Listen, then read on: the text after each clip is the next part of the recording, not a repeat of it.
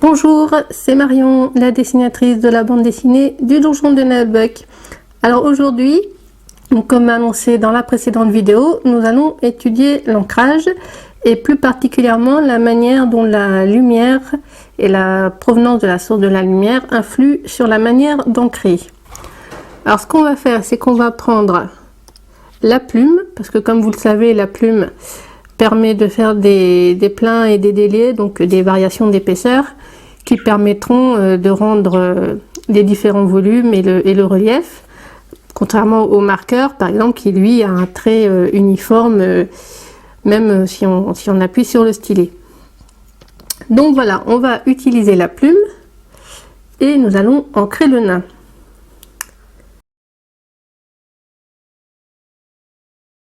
Alors ici nous allons faire comme si le nain était en extérieur à la lumière du soleil, situation dans laquelle il se trouve le plus souvent.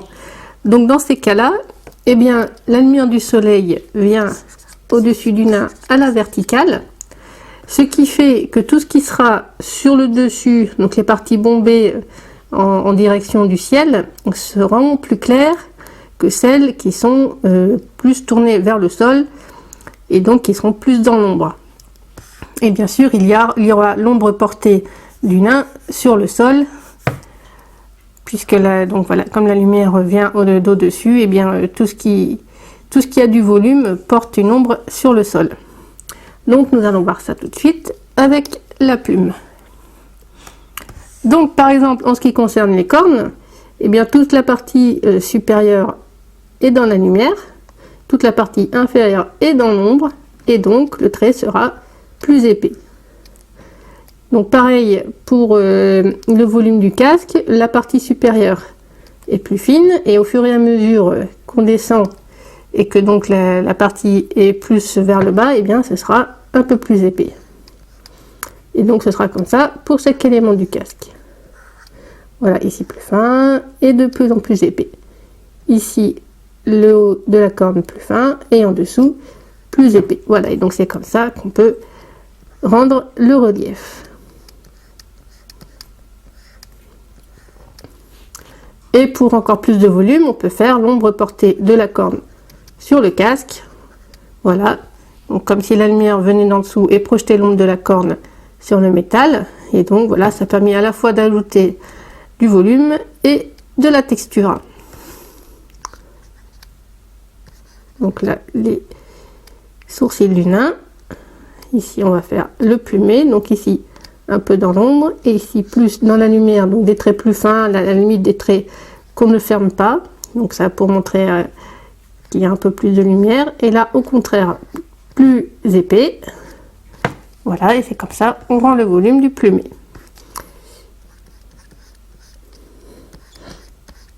Pareil pour le nez, plus épais sur le dessous, là où le volume du nez est dans l'ombre. La moustache c'est pareil, ici on va faire plus clair sur le dessus, en revanche le dessous est plus épais. Bon, après bien sûr ça peut être modulé en fonction du style, de l'effet qu'on souhaite rendre, ça sera les différences d'épaisseur seront plus ou moins marquées. Tout est question de choix. Donc pour la barre pareil, vous voyez en haut c'est plus clair, et puis au fur et à mesure qu'on descend dans l'ombre, c'est plus épais.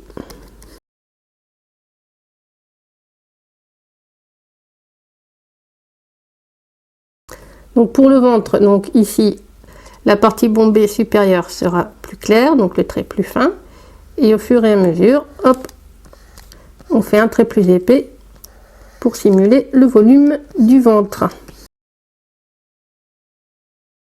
Donc à retenir, tout ce qui est dans la lumière, un trait plus fin, et tout ce qui est dans l'ombre, un trait plus épais. Bon, bien sûr, c'est pas systématique, hein. Comme je dis, c'est une question de style, de choix. Chaque dessinateur fait comme il le sent. Moi, je vous dis ma méthode à moi, qui a bien sûr évolué avec les années, avec l'expérience, avec les choix à faire. Et donc voilà, moi j'ai finalement opté pour cette solution-là, mais il y a moyen d'obtenir de très jolis dessins, même sans procéder de la sorte. Voilà, et donc on ne va pas oublier l'ombre portée sur le sol. Voilà, donc vous voyez le ventre porte son ombre sur le sol, donc on va essayer de respecter la taille du nain dans son ensemble pour la taille de l'ombre au sol. Voilà, donc ce sera pareil au niveau des textures. Par exemple, au niveau de la côte de maille, toutes les petites écailles qui seront dans l'ombre seront plus épaisses, et au fur et à mesure, eh bien, je les fais un peu plus fines pour montrer qu'ici il y a plus de lumière. Voilà, donc plus je monte, plus c'est dans la lumière, plus ce sera fin. Là où c'est bien dans la lumière, à la limite, je peux même effacer quelques écailles pour simuler le reflet du métal. Voilà, donc on finit d'ajouter un peu la texture avec la couture du cuir. Ici, les petits clous métalliques, encore un peu de couture sur le gant. Voilà, puis au niveau du nez, quelques boutons. Et voilà, nous avons notre nain avec les volumes qui tiennent compte du fait que la lumière est celle du soleil et donc vient au-dessus de lui. Alors maintenant, supposons que le nain, c'est le soir et il est au-dessus d'un feu de camp. Et dans ce cas, la lumière viendrait d'en dessous de lui. Et dans ce cas, l'ancrage sera très différent, puisque la lumière vient d'une autre direction, et donc l'ancrage devra être étudié en fonction. Donc je vais vous faire un exemple. Donc on va juste prendre le buste pour cet exemple. Donc on fait copier-coller pour obtenir la même base à partir de laquelle on va faire le nouvel ancrage. Voilà, donc on va éclaircir un peu pour avoir la même base et on va repasser par-dessus. Donc ici nous avons la lumière qui vient d'en dessous. Donc là, contrairement à précédemment, c'est tout ce qui sera en bas qui sera dans la lumière et tout ce qui sera au-dessus qui sera dans l'ombre. Et c'est un effet qu'on utilise par exemple quand on raconte une histoire qui fait peur, ou donner un effet un peu spectral, un peu effrayant, parce que ça donne une lumière qui n'est pas du tout naturelle, et donc ça permet de faire de jolis effets. Donc on va voir ça tout de suite. Donc par exemple pour les cornes, eh bien ce sera, contrairement à avant, ici que ce sera le plus épais, et ici au contraire plus fin. Pareil pour le casque, ici la partie bombée dans l'ombre, et ici plus dans la lumière, donc le trait plus fin. Voilà, donc c'est pas un ancrage très naturel, donc ça nécessite un peu de réflexion à chaque fois qu'on fait un trait, parce qu'on a tendance naturellement à faire l'ombre en dessous, à cause de la lumière du soleil qui est la plus courante. Donc voilà, il faut bien faire attention à ne pas se tromper. Donc pareil, on peut faire l'ombre portée de la corne, mais cette fois vers le haut, pour ajouter un peu de volume. Voilà, puis même ici, accentuer l'ombre au-dessus du nez, pour bien montrer que la lumière vient d'en dessous. Donc pas hésiter à accentuer de temps en temps si on veut obtenir un effet.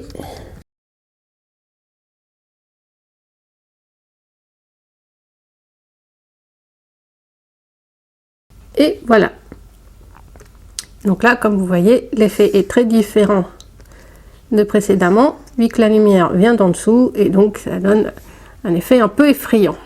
Maintenant, on va copier-coller le nain et l'inverser, pour que vous puissiez bien voir l'importance de la lumière.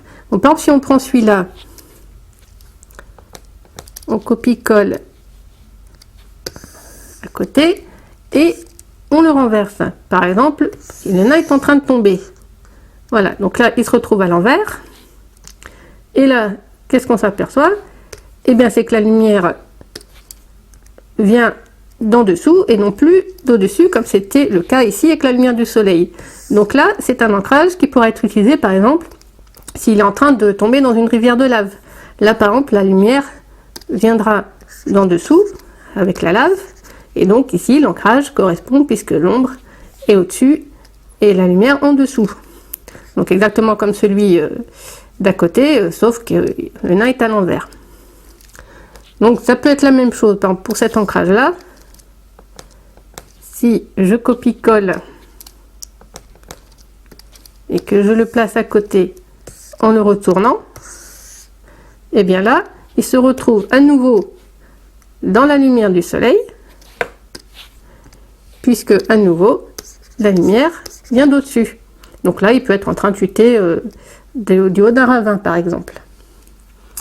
Voilà, donc là comme ça vous voyez bien l'importance de la source de la lumière dans l'ancrage. Il faut qu'on puisse identifier au premier coup d'œil d'où vient la lumière.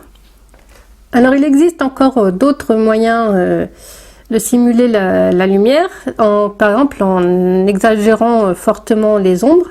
Et en fait, plus la lumière est importante, plus l'ombre en contrepartie sera importante. Donc par exemple, mettons que le nain soit face à une source de lumière très importante, par exemple un effet magique, un portail ou quelque chose qui a un effet très lumineux, et bien on va accentuer au maximum les ombres afin de créer un effet de contraste très important. Donc on va faire un essai avec ce nain. Voilà, et comme ça vous pourrez voir tout de suite la différence entre la lumière du soleil naturelle et une lumière artificielle très importante. Voilà, donc là, mettons que la lumière vienne de par là, une lumière très intense. Alors on va accentuer au maximum les ombres. Et limite, on n'est même pas obligé de tracer les traits qui sont dans la lumière pour bien accentuer le contraste. De cette manière, on aura la silhouette du nain, mais de manière un peu surnaturelle, un peu magique. Donc voilà, on va faire toute cette partie-là du casque qui est dans l'ombre. Et ici, comme elle est dans la lumière, on ne trace pas les traits. Par contre, on peut faire l'ombre de la petite corne en dessous. Voilà. Donc ici, uniquement les parties dans l'ombre. Bon, les sourcils quand même, pour le rendre un minimum expressif. Ensuite, ici, toute cette partie-là du bas du plumet. Ici, on ne dessine pas, c'est dans la lumière. Et ici, hop, ça se retrouve dans l'ombre. Donc là, on trace bien l'ombre. Voilà, et donc pareil pour chaque élément. Voilà. Donc en renforçant les ombres, ça donne l'impression qu'il y a une très importante luminosité.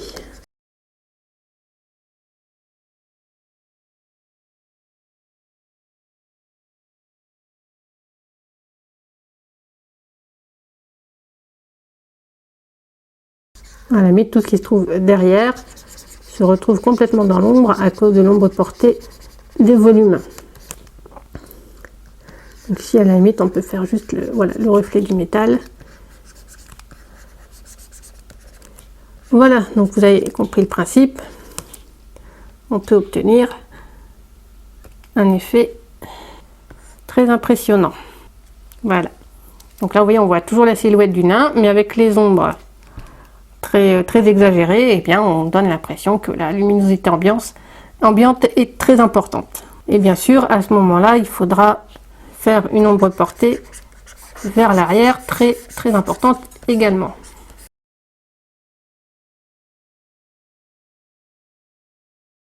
Donc voilà, grâce à ce petit cours, vous avez pu voir l'importance de l'ancrage et la manière d'utiliser les différentes versions d'épaisseur pour insister sur la provenance de la lumière et donc rendre les volumes et tout ça. Et on peut aussi même indiquer précisément dans la scène, par ampleur de la journée, si le soleil, par exemple, est plus bas sur l'horizon pour le coucher de soleil, et bien dans ce cas, il viendra plus sur le côté. Et là, on pourra faire une ombre portée un peu plus importante et ça rajoutera encore à l'ambiance souhaitée. Voilà, donc dans le prochain cours, on étudiera les différentes techniques d'ancrage et les effets qu'on peut obtenir avec différents outils.